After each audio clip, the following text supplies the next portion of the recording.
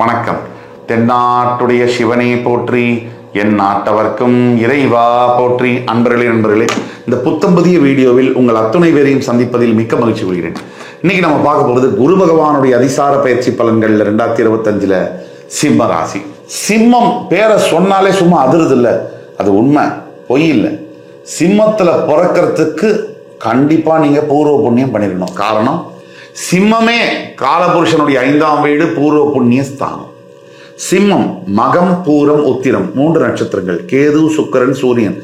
சூரியனுடைய வீட்டில் கேது, சுக்கிரன், சூரியனுடைய நட்சத்திரங்கள். சிம்மம் அசைக்க முடியாத தன்னம்பிக்கை. சிம்மம் அறிவாற்றல்.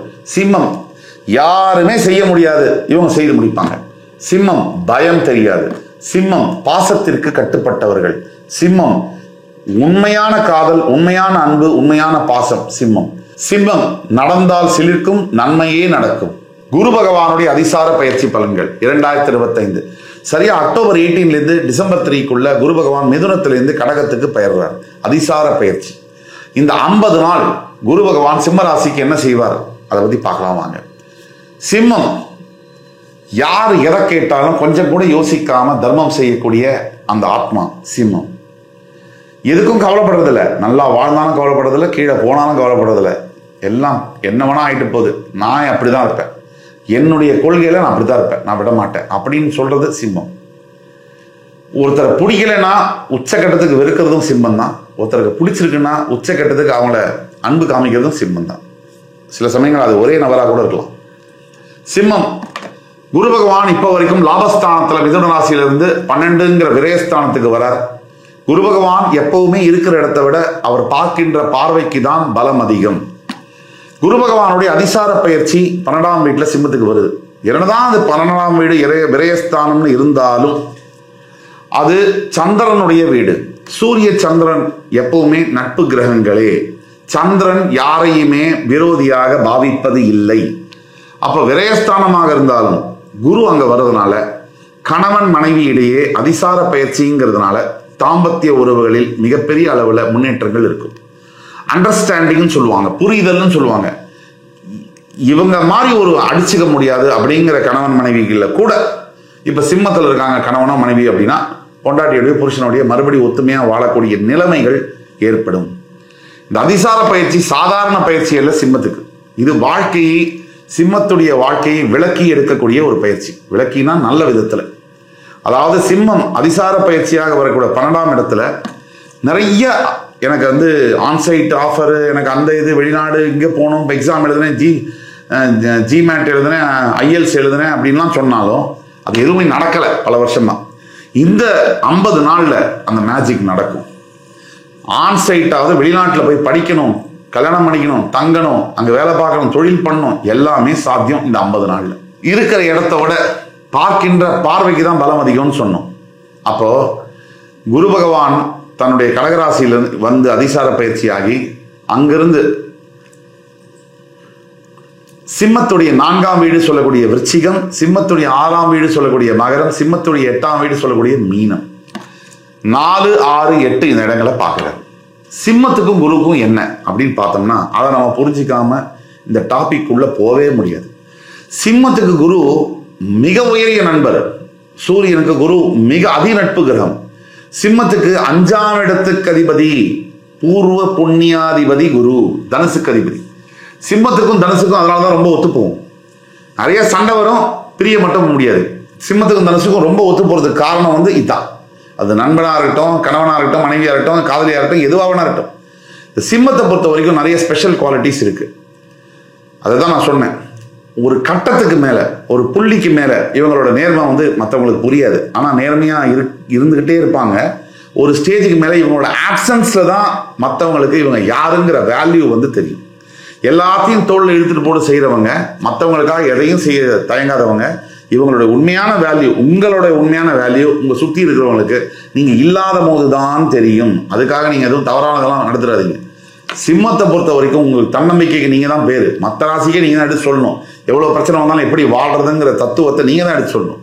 அப்படிப்பட்ட நீங்க உங்களோட 4ஆம் இடத்தை குரு பார்க்கும் போது இவ்வளவு வருஷமா சொத்து தகராத கோர்ட்ல கேஸ் நடக்குது, அது தீர்ந்து சொத்து உங்க பக்கம் வரும்.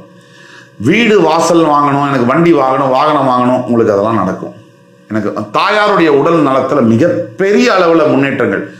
அதாவது சில தாயாரெல்லாம் ரொம்ப உட முடியாமல் இருக்காங்கன்னு வச்சுக்கோங்க, அவங்கெல்லாம் ரெடியாகி வந்துடுவாங்க. அதுதான் இதில் நடக்கக்கூடிய மாற்றங்கள். உங்களோட 6ஆம் இடத்தை பார்க்கக்கூடிய குரு பகவானால் எண்ணற்ற பயன்கள். எதிரிகள் 6ஆம் இடம் கடன், நோய், மறைமுக எதிரிகள்னு சொல்றோம். இந்த கடனை பத்தி பேசுவோம். இப்ப சிம்மத்துக்கு கடன் இல்லாத சிம்ம ராசி ஒருத்தர் இருக்காருன்னா வாய்ப்பே இல்லை. கடன் இல்லாதையும் இருக்க முடியாது, பிரச்சனை இல்லாதையும் இருக்க முடியாது, கவர்ச்சி இல்லாமையும் இருக்க முடியாது. சிம்மம்னா இது 3 இருக்கும்: கடன், கவலை, கவர்ச்சி. அப்போ இந்த 3 சரியாகக்கூடிய கடன், பொருளாதார பிரச்சனைகள், 6ஆம் இடத்தை பார்க்கக்கூடிய குரு கண்டிப்பா எப்பேற்பட்ட கடனை நீங்க வாங்கியிருந்தாலும் அந்த பொருளாதார நிலைமையில உங்களுக்கு மிகப்பெரிய மாற்றங்களை இந்த 50 நாளைக்குள்ள மாத்தி தருவார். அதே மாதிரி நோய்கள், சிம்மத்துக்கு வியாதி இல்லாத சிம்ம ராசிக்காரனை பார்க்கவே முடியாது. எங்கேயாவது ரேர், விதி விலக்குகள் விதியாகாது. பொதுவாக சிம்மத்துக்கு தான் ஹெல்த் மேல கேரே இருக்காது. என்ன வேணா பண்ணுவாங்க, அதை பத்தி சட்டையே பண்ண மாட்டாங்க. அவங்க எனக்கு என்ன வேணுமோ அதான் செய்யணும். அந்த சிம்மராசிக்கு வந்து இப்போ ஹெல்த் மேலே கேர் இல்லாதனால அந்த ஹெல்த் ப்ராப்ளம்லாம் வந்திருக்கு. அந்த ஹெல்த் ப்ராப்ளம்ல மிகப்பெரிய அளவில் முன்னேற்றங்கள், இம்ப்ரூவ்மெண்ட்ஸ். முன்னாடி வந்து ஊசி போட்டால் தான் சரியாகுங்கிறது மாத்திரை போடுற மாதிரி ஆகிடும். மாத்திரை போட்டால் தான் சரியாகுங்கிறது மாத்திரை போடாமே பரவாயில்ல கொஞ்ச நாள் பார்ப்போங்கிற நிலைமைக்கு ஆகிடும். இது மாதிரி ஒரு உதாரணத்துக்கு. அதே மாதிரி மறைமுக எதிரிகள். இந்த மறைமுக எதிரிகள்னா டேஞ்சரஸ். நேரில் வந்து நெஞ்சில் குத்துறவனா பரவாயில்லன்னு விட்டுட்டு போயிடலாம். பின்னாடி வந்து முதுகில் பேனாவால் எழுதுனா கூட அவன் டேஞ்சர்னு அர்த்தம். அப்போ சிம்மராசிக்கு மறைமுக எதிரிகள், நேர்முக எதிரிகளே அதிகம். உங்களுக்கு மறைமுக எதிரிகள் இருக்க மாட்டாங்களா? நீங்க எல்லா இடத்துலையும் போய் ஷோ காமிக்கிறீங்க, நான் தான் பெரிய ஆளு, எனக்கு இதெல்லாம் தெரியும் அப்படின்னு நினைக்கிறீங்க. இதை அமைதியா செய்யணும். நீங்க என்ன பண்றீங்க? பப்பர பேனம் செஞ்சிடுறீங்க. அப்ப அதை பார்க்கறவங்க சும்மா இருப்பானா, பின்னாடி குத்த பார்ப்பான். அந்த அளவுல சிம்மராசி இருக்கக்கூடிய அனைத்து மறைமுக எதிரிகளும் காலில் வந்து விழக்கூடிய இந்த நாட்கள் தான் இந்த 50 நாட்கள். அடுத்தபடியாக உங்களுடைய 8ஆம் வீடு. உங்களுடைய 8ஆம் வீட்டை வந்து குரு பார்க்கிறாருன்னா, அதுவும் உச்சம் பெற்ற குரு பார்க்கிறாருன்னா, இதை விட என்ன சார் நன்மை வேணும்? விபரீத ராஜயோக நன்மை. இந்த 8ஆம் இடம்ங்கிறது சாதாரண விஷயம் இல்லை. எல்லா விதமான தோஷங்களையும் போக்கக்கூடிய குரு பார்வை 8ஆம் இடத்து மேல விழுது. உங்களுக்கு இது நாள் வரை, இந்த ஆண்டுகள் வரை எத்தனை கஷ்டங்கள் இருந்திருக்கலாம், இந்த 8 மேல குரு பார்வையை விழுந்த உடனே அத்தனை கஷ்டங்களும் மாயமா மறையும். 12ல் இருக்கக்கூடிய குரு 8ல் பார்க்கிறாருனாலே உங்களுடைய கஷ்டங்கள்லாம் போயாச்சுன்னு அர்த்தம். இதுல இன்னொரு சூட்சமும் இருக்கு. குரு பகவான் அந்த இடத்துக்கே அதிபதி, அவர் மீனத்துக்கே அதிபதி, அந்த இடத்தையே அவர் பார்க்கிறார். அதனால உங்களுக்கு ராஜயோகம் அக்டோபர் 18 டிசம்பர் 3 வர்றது நிச்சயம் தான். ராஜயோகம்னே சில பேர் யோசிப்பாங்க, எனக்கு 500 கோடி வந்துடும். அது இல்லை ராஜயோகம். பிரச்சனைகள் தீர்ந்து நல்ல வழி பிறக்கும், அதுதான் ராஜயோகம். அந்த நல்ல வழி பிடிச்சுக்கிட்டீங்கன்னா முன்னேறி மேல போகலாம், உண்மையிலேயே ராஜா ஆகலாம். அதுதான் எப்பவுமே முயற்சினால மட்டும்தான் எல்லாம் முடியும். வெறும் குருட்டு நம்பிக்கையால எதையுமே சாதிக்க முடியாது.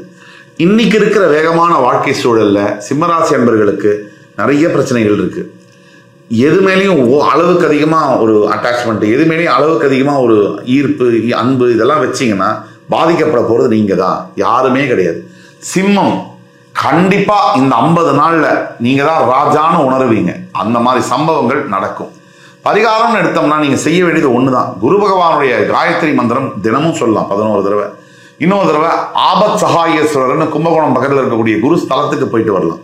அது புதன்கிழமை ராத்திரி தங்கி வியாழக்கிழமை அவருக்கு அபிஷேகம் பண்ணி அவருக்கு மஞ்சள் நிறத்தில் ஆடை செலுத்தி வருவது ரொம்ப நல்லது. போக முடியாதவங்க உங்க வீட்டுக்கு பக்கத்தில் இருக்கக்கூடிய கோவில்ல போய் அபிஷேகம் செய்து அந்த நவகிரகத்தில் இருக்கக்கூடிய குரு பகவானை வேண்டி பிரார்த்தனை பண்ணிட்டு இந்த காயத்ரி மந்திரத்தை சொல்லும் போது எல்லா குறைகளும் அகலும். எந்தவித பயமும் தேவையில்லை. சிம்மம் ஜெயித்தே தீரும். இந்த எபிசோடு உங்களுக்கு பிடிச்சிருக்கும். அதுக்கு முன்னாடி என்னன்னா, இது பொது பலன்கள். உங்க ஜாதகத்துல தனிப்பட்ட உங்க ஜாதகத்துல ஏதாவது பிரச்சனைகள் இருக்குன்னா அதை உங்க ஜாதகம் பார்த்தா தான் தெரியும். உங்க ஜாதகத்துல நீங்க ஏதாவது ப்ராப்ளம் இருக்கு, உங்க வாழ்க்கையில வந்து சில பிரச்சனைகள், குடும்ப பிரச்சனைகள் இருக்கு, இல்ல கல்யாணத்துல பிரச்சனை இருக்கு, காதல் பிரச்சனை இருக்கு, வேலை தொழில பிரச்சனை இருக்குன்னா கீழே கொடுக்குள்ள வாட்ஸ்அப் நம்பர்ல சிம்மராசி நண்பர்கள் எங்களை தொடர்பு கொள்ளும் போது உங்களுக்கான பலனை நானே பார்த்து ஆன்லைன் அப்பாயின்மெண்ட் கொடுத்து துல்லியமான தீர்வை நானே பார்த்து சொல்லுவேன். நம்பிக்கையோட வாங்க. நாளை நமதே. இந்த எபிசோடு உங்களுக்கு பிடிச்சிருக்கும்னு நம்புறேன். மறுபடி வேறொரு சந்தர்ப்பத்தில் உங்களை எல்லாம் சந்திக்கும் வரை உங்களிடமிருந்து விடைபெறுவது உங்கள் சுபாஷ் பாலகிருஷ்ணன். நன்றி, வணக்கம், வாழ்க வளமுடன்.